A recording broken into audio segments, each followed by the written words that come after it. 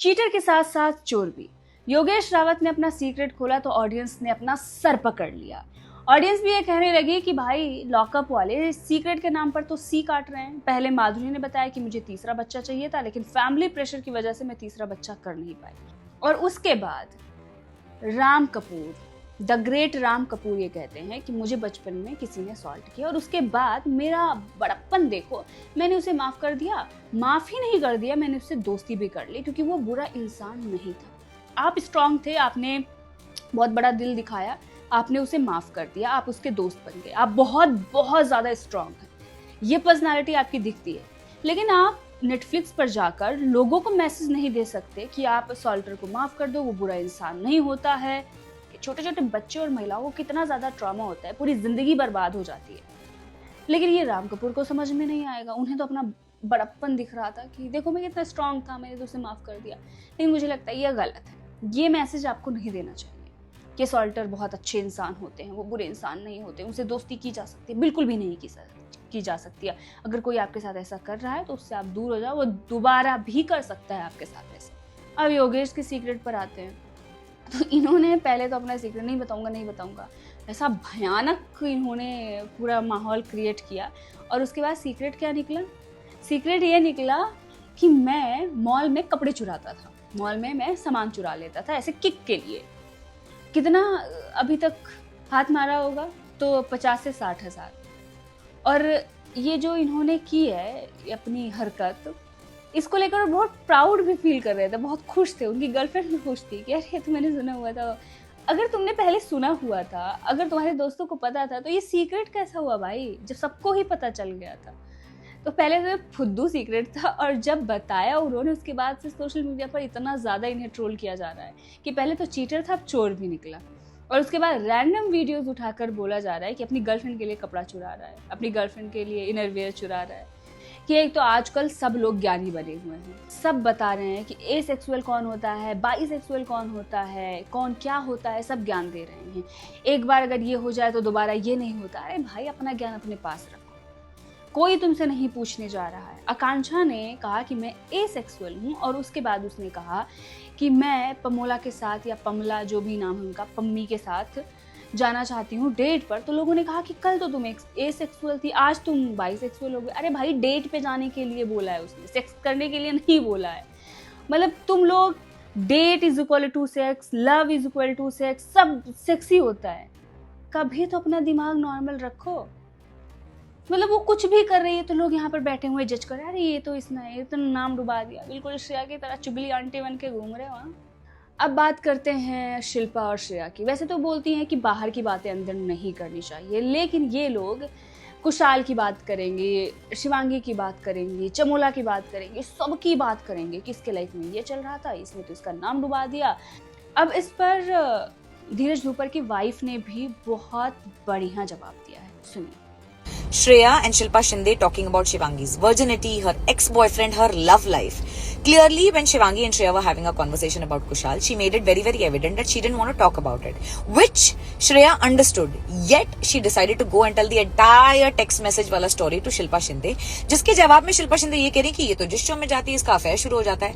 Affair होने में गलत बात क्या है? I don't understand. फिर आप उसको मॉक कर रहे हो, आप ये कह रहे हो कि मैं तो वर्जिन हूँ, मैं तो बहुत सीधी हूँ, जब भी फिजिकल इंटीमेसी की बात होती है हो रिएक्ट करती है। अरे भाई, I am also not a virgin, and yet if you are talking about physical intimacy I get extremely uncomfortable. And how was all this relevant to the show? जब आप लोग खुद कह रहे हो कि बाहर की बातें अंदर मत करो, बाहर की बातें अंदर मत करो, तो ये बातें करने का फायदा ही क्या है? इससे कुछ भी शिवांगी के अगेंस्ट प्रूव नहीं होता है। इससे सिर्फ ये प्रूव होता है कि औरत ही औरत की दुश्मन होती है। एल्विश के घर पर फायरिंग हुई थी, और तभी मैंने कहा था कि जो लोग विदेश में बैठकर इस फायरिंग की जिम्मेदारी ले रहे हैं, ये तो सच नहीं हो सकता।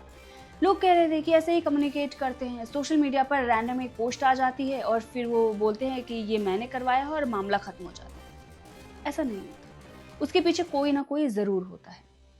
और वही निकला। भविष्य दहिया, जिनकी गिरफ्तारी हुई है, एल्विश यादव के ही शायद बिजनेस पार्टनर थे, उन्होंने ही ये करवाया था, ऐसा पुलिस बता रही है, मेरा कहना नहीं है। तो एल्विश यादव के जो आसपास हैं, मुझे लग रहा है वही नहीं चाहते कि एल्विश आगे बढ़े, और सोचिए कि वो जो गोलियां ताबड़तोड़ चल रही थी, अगर सामने से कोई आता तो किसी को भी लग सकती थी।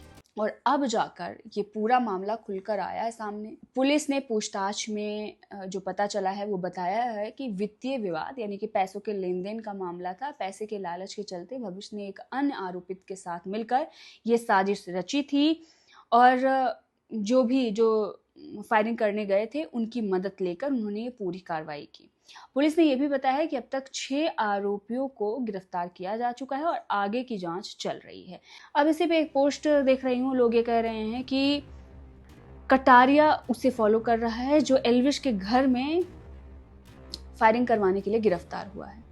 विडोज, डिवोर्सी, दो ही चीज होती है, या तो वो शादी करके इज्जतदार एक जिंदगी जिए, उसके साथ में एक नाम ऐड हो, या तो पब्लिक प्रॉपर्टी बन जाए। क्या बेटर है? जो सोसाइटी है, मैं उनसे ये पूछना चाहता हूँ, 30% वुमेन अगर बच रही है, शादी अगर कोई करे तो उससे तुमको दिक्कत है, पब्लिक प्रॉपर्टी बन जाए और उसके बहुत सारे लोग यूज करे, तो क्या ये चीज तुमको चलेगी? सबसे पहले तो मेरा सवाल ये है कि इस अनपढ़ जाहिल गंवार गलीज को हगने के लिए माइक कौन देता है भाई? इसके घर में टॉयलेट होगा, वहां पर जाकर हग ले, या फिर सड़क पर चला जाए, वहां भी हम बर्दाश्त कर लेंगे, उस सड़क से नहीं गुजरेंगे, दूसरी सड़क से गुजर जाएंगे। लेकिन ये सोशल मीडिया पर आकर हगने की क्या जरूरत है, वो भी मुंह से? ये है अदनान। खुद तो ये शर्टलेस होकर अपनी बॉडी दिखाते हैं, लेकिन अपनी ही माँ बहनों को टेंट में रखते हैं, ब्लैक टेंट में, और ये कहते हैं कि अगर हमने उनसे शादी कर ली है तो उन्हें इज्जतदार जिंदगी दे दी है। अगर शादी नहीं करते तो इज्जतदार जिंदगी नहीं मिलती, वो पब्लिक प्रॉपर्टी हो जाती। अगर कोई डाइवोर्सी है, कोई विडो है, तो वो पब्लिक प्रॉपर्टी अगर उसने शादी नहीं की है। अगर उसके साथ कोई आदमी नहीं है तो वो पब्लिक प्रॉपर्टी है, उसकी कोई इज्जत नहीं है इनके अकॉर्डिंग। मतलब इनकी इतनी इज्जत है कि ये किसी के साथ जाएंगे तो उसकी इज्जत आ जाएगी, लेकिन उस महिला, उस लड़की की कोई इज्जत नहीं है। मतलब उसकी खुद की कोई पहचान नहीं है, आइडेंटिटी नहीं है, वो कमा नहीं सकती है। वो जब शादी करेगी, कोई लड़का या कोई आदमी उसके साथ रहेगा, तभी उसे इज्जतदार जिंदगी मिलेगी। और कोई ये एक इंसान नहीं है, ज्यादातर जो आदमी है उनकी ऐसी ही सोच होती है, 60 to 70% पुरुषों की, कि हमने शादी की है इसलिए तुम्हें इज्जत मिल रही है। मैं कहती हूँ, आग लगा देती हूँ मैं ऐसी सोच को, थूकती हूँ ऐसे लोगों पर जो इस तरह की सोच रखते हैं। हमारी खुद की आइडेंटिटी है, हमें किसी की जरूरत नहीं है, चाहे कोई डाइवोर्सी हो या विडो हो, उसे किसी आदमी की जरूरत नहीं है इज्जत के लिए, उसकी खुद की इज्जत काफी है। सबको पता ही है सोनम वांगचुक जी फिलहाल हंगर स्ट्राइक पे हैं।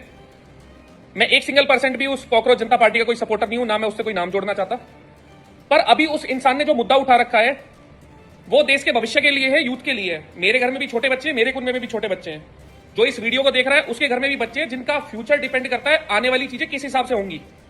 तो इसमें कोई पॉलिटिकल एस्पेक्ट ना घुमा के असल में उस मुद्दे के ऊपर चर्चा होनी चाहिए और कुछ ऐसा निर्णय निकलना चाहिए जो आने वाले बच्चों के हित में हो। तो मेरा बस इतना ही अनुरोध है, जो भी कंसर्न बॉडीज है इस चीज के ऊपर, वो प्लीज इसको लुकअप टू करो और कोई समाधान निकालो जिसमें किसी का नुकसान ना हो और कोई भी उल्टी सीधी हरकत ना हो। ख्याल रखो भाई, और हो सके तो इस चीज पे तरीके से बात रखो, बिना कुछ उल्टा सुल्टा बोले। ख्याल रखो भाई। देखो, जिसके घर में ब्योंत है, बहुत सारी चीजें ऑलरेडी स्टेबल चल रही है, पुश्तैनी, या जिस इंसान के जुगाड़ है वो तो कैसे ना कैसे अपने बच्चों को आगे बढ़ा देगा। पर अगर कोई इंसान योग्य है और वो अपने घर को आगे सपोर्ट कर सकता है, प्रोवाइड कर सकता है, पर उसकी योग्यता को मौका ही नहीं मिलेगा, तो फिर देश आगे कैसे बढ़ेगा? बात यहां पे तुम्हारे मेरे घर की नहीं है, बात देश की है। योग्य लोगों को मौका मिलेगा तभी देश आगे बढ़ेगा। तो मेरे हिसाब से इस मुद्दे पे जरूर कुछ सेंसफुल चीज निकलनी चाहिए। बाकी भाई, मेरी तो पढ़ाई ओवर हो चुकी है, मेरे को कहीं एग्जाम नहीं देने, पर इसका मतलब ये नहीं है ना कि हम जो चीजें आंखों के सामने हो रही है उन्हें अनदेखा कर दें।